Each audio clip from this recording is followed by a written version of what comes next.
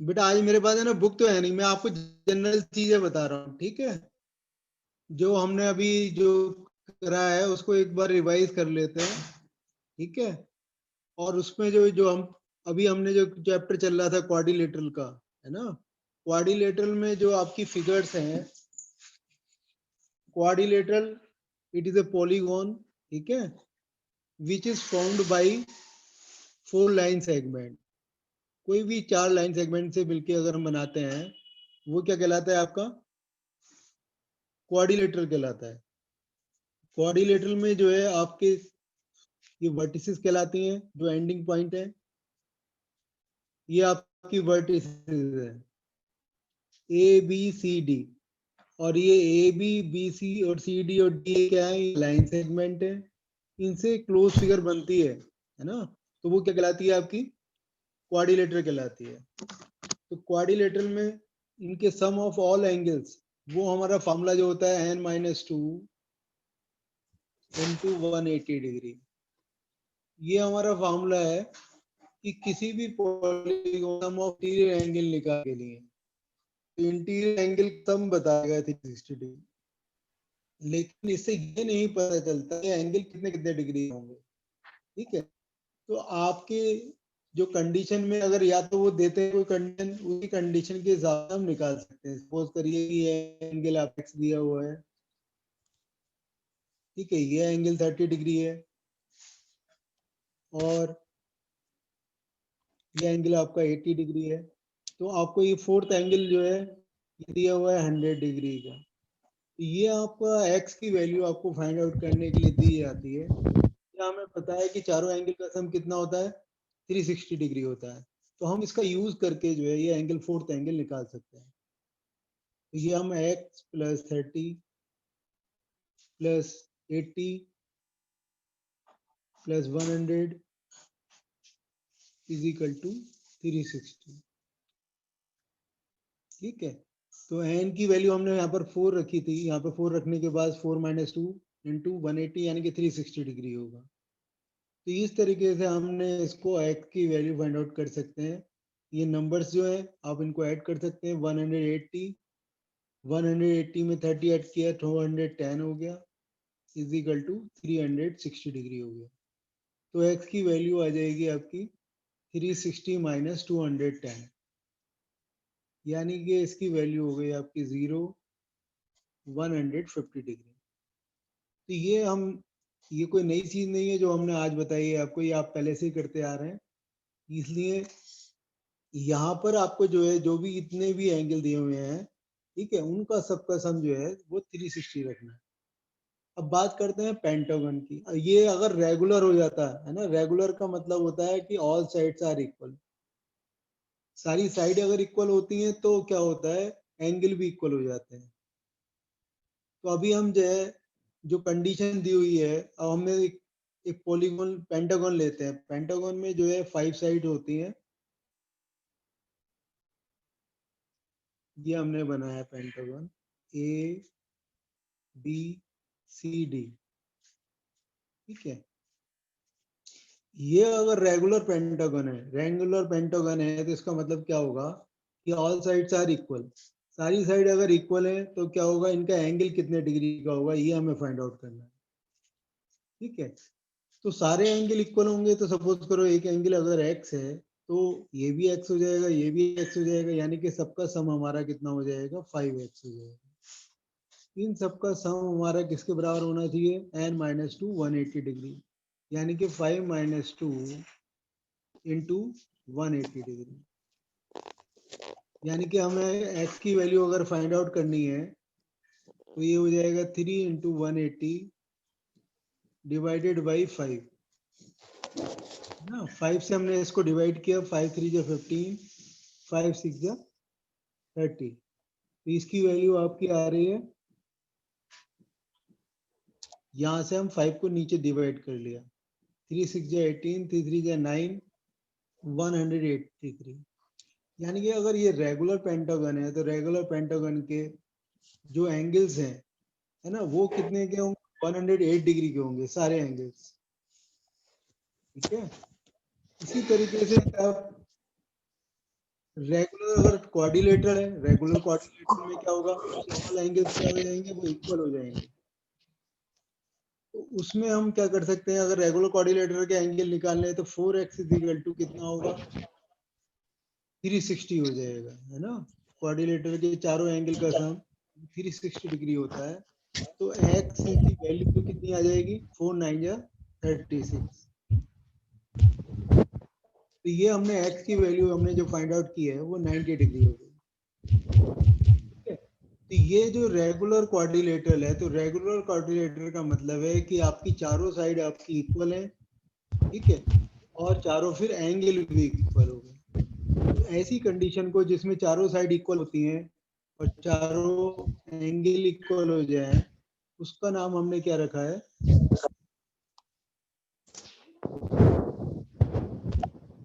तो हम रोम्बस कहते हैं, rhombus. If all sides are equal, ठीक है, तो उसके लिए हम क्या रखा है, रोम्बस रखा है। अगर सारे एंगल भी इक्वल हैं, ठीक है, रोम्बस की जो है ये तो हमने क्या लिया है, ऑल साइड्स आर इक्वल।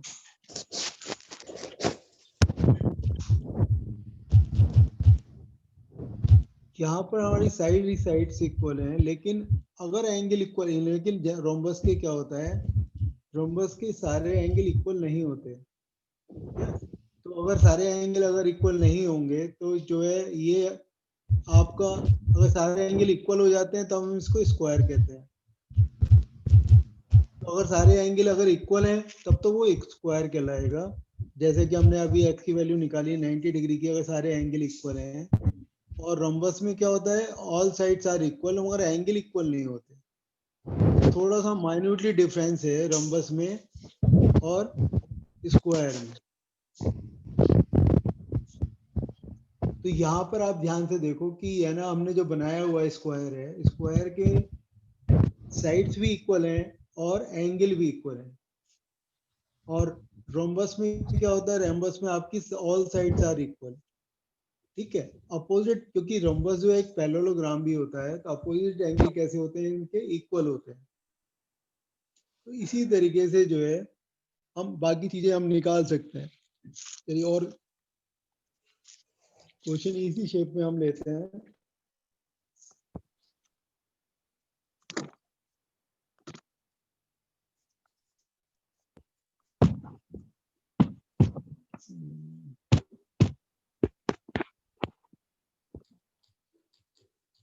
ये आपका दिया हुआ है, ये रोम्बस है, ठीक है।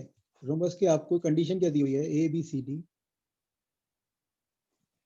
यहाँ पर ये जो एंगल है आपका रोम्बस का, ये बाहर वाला एंगल दे दिया आपका 50 डिग्री। तो बाकी एंगल आपको फाइंड आउट करना है। तो रोम्बस में मैंने आपको बताया कि रोम्बस की जो है ये ए बी सी डी एक रोम्बस है। तो रोम्बस के अपोजिट एंगल कैसे होते हैं, इक्वल होते हैं। ये इन्होंने बाहर का एक्सटीरियर एंगल दे दिया है 50 डिग्री। तो 50 डिग्री का हमें यूज करके बाकी सारे हमें एंगल, या इंटीरियर एंगल नहीं दिया हुआ है 80 डी जो है, जो आपके रोम्बस के अंदर बनना है, वो एंगल नहीं देकर उन्होंने उसकी स्ट्रेट लाइन के बाहर वाला एंगल दे दिया है 50 डिग्री। तो इसका यूज करके आपको बाकी सारे एंगल निकालने हैं। तो ये आपको पता ही है, स्ट्रेट लाइन पर बनने वाले एंगल का जो सम होता है वो 180 डिग्री होता है। ये बाहर अगर 50 डिग्री बन रहा है, ठीक है, तो ये जो एंगल हो जाएगा वो 130 डिग्री का हो जाएगा, ठीक है। ये एंगल 130 डिग्री का अगर हो जाता है तो अपोजिट एंगल जो होते हैं पैरेललोग्राम के, क्योंकि रोम्बस जो है एक पैरेललोग्राम है, तो ये एंगल भी 130 डिग्री का हो गया। तो दो एंगल अगर हमें पता चल गए 130 के हैं अपोजिट एंगल, अब ये एंगल हम निकाल सकते हैं। ये एंगल कैसे निकालेंगे, ये एंगल निकालने के लिए आपको पता है कि चारों एंगल का सम कितना होता है, 360 डिग्री होता है। और ये भी आपको बताया हुआ है हमने कि है ना, ये लाइन इस लाइन के पैरेलल है, क्योंकि रोम्बस है, रोम्बस की जो है अपोजिट साइड कैसी होती है, पैरेलल होती है। इन दोनों का सम भी जो है आपका कितना होगा, 180 डिग्री होगा। आप चाहे 180 में से 130 माइनस करके निकाल सकते हैं, ठीक है, या चारों एंगल का सम 360 रख के भी निकाल सकते हैं, अगर आप कोई ये यूज करना चाहें, ठीक है। ये एंगल अगर x लिया आपने तो ये एंगल भी कितना हो जाएगा, x हो जाएगा। इन सबका सम अगर हम करते हैं तो 130 plus x plus 130 plus x is equal to कितना हो जाएगा, 360 हो जाएगा। तो 2x इज इक्वल टू हो गया आपका 360 माइनस के 260, यानी कि x इज इक्वल टू हो जाएगा 100 divided by 2, that is 50 degree, है ना। ऐसे भी आपने निकाल लिया और ऐसे भी कर सकते थे। इन दोनों का सम जो है, ये को इंटीरियर एंगल जो आपको बताया था, दो पैरेलल लाइन है, उनको एक साइड में जो बनने वाले एंगल होते हैं उनका जो सम है वो हमेशा जो है 180 डिग्री होता है, इन साइड का सम, ठीक है। इन दोनों का सम हम जो है 180 डिग्री ले सकते हैं। इसी तरीके से आप देखो यहाँ पर जो है उस फिगर के अंदर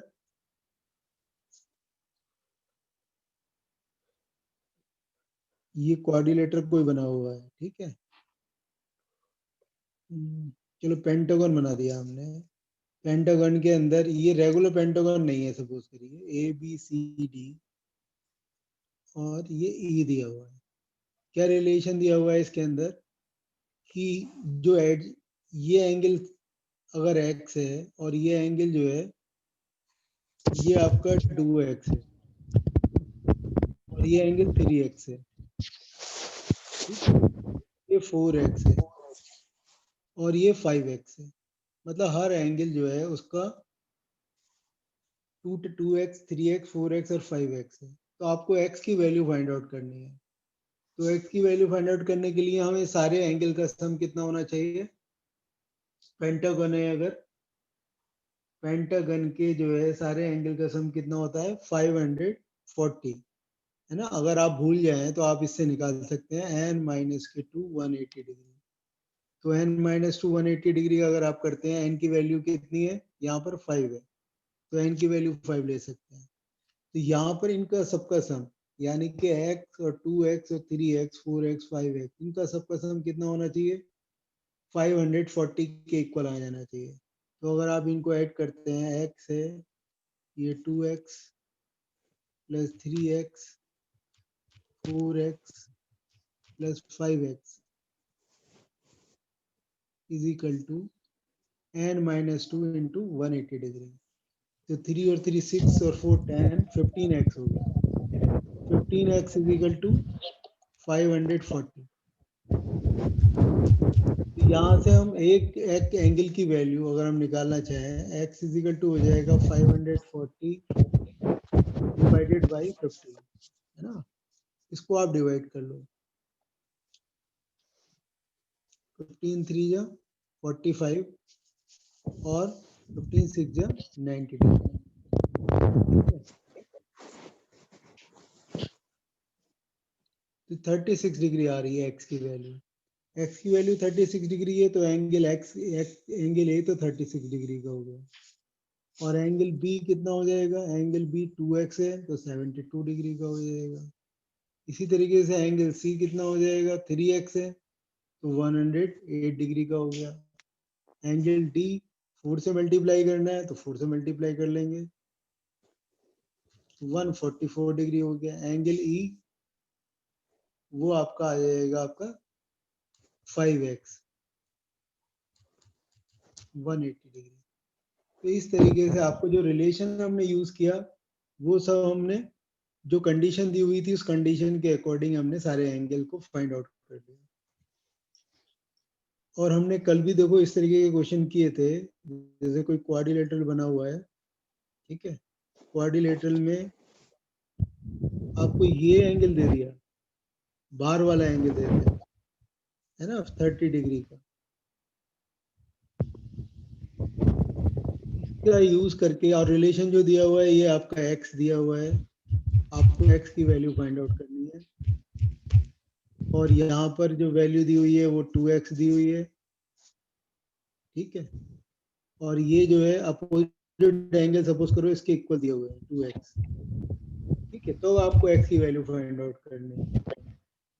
यहाँ पर क्या फर्क है, ये 30 डिग्री एक्सटीरियर एंगल दिया हुआ है, तो हम क्या कर सकते हैं, इसका इंटीरियर एंगल निकाल सकते हैं, है ना। और फिर सबका सम कितना हो जाएगा, 360 डिग्री हो जाएगा। तो हम इसको, यह वाला एंगल निकालने के लिए हम क्या 180 में से माइनस किया, तो ये 150 हो गया। और सारे एंगल का सम है ना, x plus 2x plus 2x plus 150 is equal to 360 degree हो गया। यहाँ से आप x की वैल्यू निकालेंगे तो 5x is equal to 360 minus 150, ये आ गया आपका 0, 110 आ गया। x की वैल्यू अगर हमें निकालनी है तो 5x is equal to 110 divided by 5, तो 5 2 जा 10, 5 2 जा 10, 22 डिग्री आ गया। तो इन सारे क्वेश्चंस में आपको ये जो कंडीशन दी हुई है उनका हमें यूज करना है। और ये जो एंगल दिया हुआ होता है, ये वाला है ना, ये स्ट्रेट लाइन में बनने वाला एंगल है। ये 30 डिग्री है, तो ये वाला एंगल हम निकालने के लिए क्या कर सकते हैं, 180 में से माइनस कर देते हैं। तो यहाँ पर हमारी जो फिगर है, जो क्लोज फिगर है, वो चार साइड से फॉर्म हो रही है, वो आपकी क्वाड्रिलेटरल है। क्वाड्रिलेटरल में और पैरेललोग्राम में क्या फर्क है, पैरेललोग्राम की अपोजिट साइड कैसी होती है, वो पैरेलल होती है, और इनके अपोजिट एंगल भी इक्वल होते हैं। ठीक है, तो ये जो अगर एक भी एंगल अगर हमें पता है, मान लीजिए पैरेललोग्राम दिया हुआ है, ये एंगल अगर 50 डिग्री का है, तो बाकी सारे एंगल हमें एक ही एंगल से सारे एंगल पता चल जाएंगे। ये 50 है, तो देखो ये 50 हो गया। ठीक है, और इन दोनों का सम कितना होता है, 180 डिग्री होता है, तो ये एंगल कितना हो जाएगा आपका, 130 डिग्री हो जाएगा। और ये एंगल 130 डिग्री का हो जाएगा, क्योंकि अपोजिट एंगल कैसे होते हैं, इक्वल होते हैं। तो पैरेललोग्राम में सिर्फ एक एंगल अगर हमें पता है, तो हमें सारे एंगल पता चल जाते हैं। ठीक है, पैरेललोग्राम, रेक्टेंगल और पैरेललोग्राम में सिर्फ इतना ही फर्क है कि रेक्टेंगल के जो रेक्टेंगल भी एक पैरेललोग्राम है। ठीक है, उसके क्या है, उसके सारे एंगल आपके कितने होते हैं, 90 डिग्री के होते हैं। और अपोजिट साइड कैसी होती है, वो पैरेलल होती है। तो अपोजिट साइड पैरेलल होती है, तो ये पैरेललोग्राम है, इसका अपोजिट एंगल भी 90 डिग्री का हो गया, और इन दोनों का सम भी 90 डिग्री का हो गया। तो सारे ही एंगल क्या हो जाएंगे, वो आपके 90 डिग्री के हो जाएंगे। तो अगर हमें रेक्टेंगल बताया जाता है, तो रेक्टेंगल का मतलब यही होगा कि हम सारे एंगल को 90 डिग्री का ले सकते हैं, और अपोजिट साइड को इक्वल ले सकते हैं। अगर साइड दी हुई है, साइड दी हुई है आपकी, मान लो ये एक्स दी हुई है, ठीक है, और ये आपकी मान लीजिए 2x दी हुई है, और पेरीमीटर कितना दिया हुआ है, पेरीमीटर 30 दिया हुआ है। तो पेरीमीटर 30 डिग्री का 30 सेंटीमीटर दिया हुआ है, तो ये x है, तो ये वाली साइड भी आपकी x हो जाएगी, और ये अपोजिट साइड भी ये कितनी हो जाएगी, ये भी 2x हो जाएगी। तो इन सबका अगर हम सब सम करते हैं, मान लीजिए सम किया हमने, तो सम करने के बाद ये जो हो जाएगा आपका x और 2x, ठीक है, प्लस 2x प्लस x, यानी कि सबका सम कितना हो जाएगा, जितना पेरीमीटर दिया हुआ है। पेरीमीटर का मतलब होता है लेंथ ऑफ बाउंड्री। तो लेंथ ऑफ बाउंड्री बाउंड्री जो है वो 30 दी हुई है, तो इन सबको ऐड कर लिया हमने, कितना हो जाएगा ये 6x, 6x is equal to 30, यानी कि x की वैल्यू कितनी हो गई, 5 सेंटीमीटर हो गई। तो हम इसकी साइड बता सकते हैं, ये साइड 5 सेंटीमीटर की होगी, ये आपकी 10 की होगी। इस तरीके से हमें सारी साइड आपको पता चल जाएगी।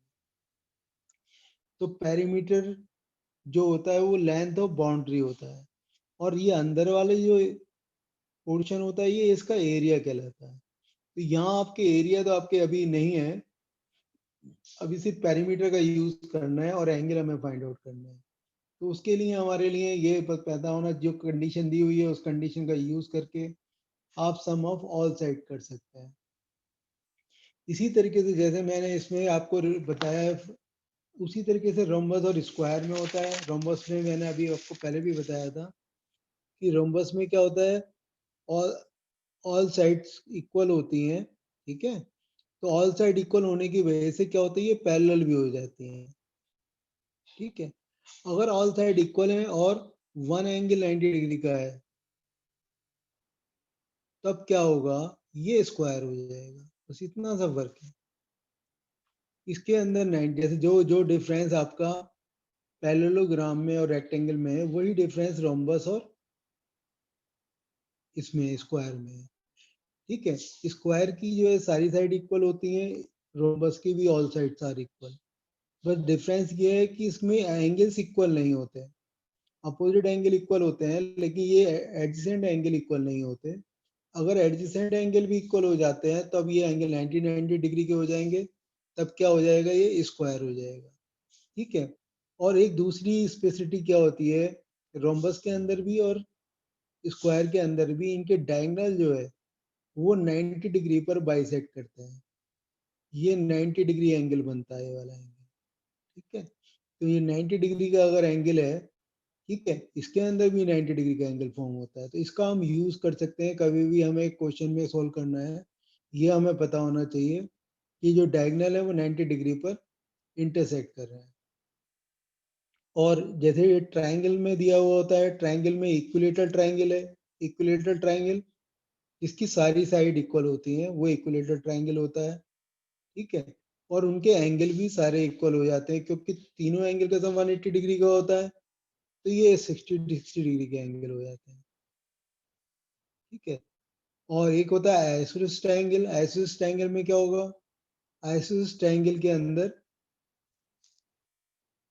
दो साइड इक्वल हो जाती हैं, तीसरी साइड आपकी डिफरेंट हो सकती है। तो ये जब दो साइड आपकी इक्वल हैं, तो ये तीसरी साइड अगर डिफरेंट है तो इनके अपोजिट एंगल इक्वल होते हैं।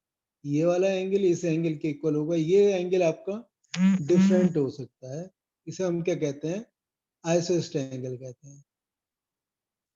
इसी तरीके से अब हम बात करते हैं उसकी, इसमें जो अगर एक्सटीरियर एंगल है, अगर ये एक्सटीरियर एंगल दिया हुआ है, तो ये एक्सटीरियर एंगल इन दोनों एंगल के सम के बराबर हो जाता है किसी भी ट्रायंगल के अंदर।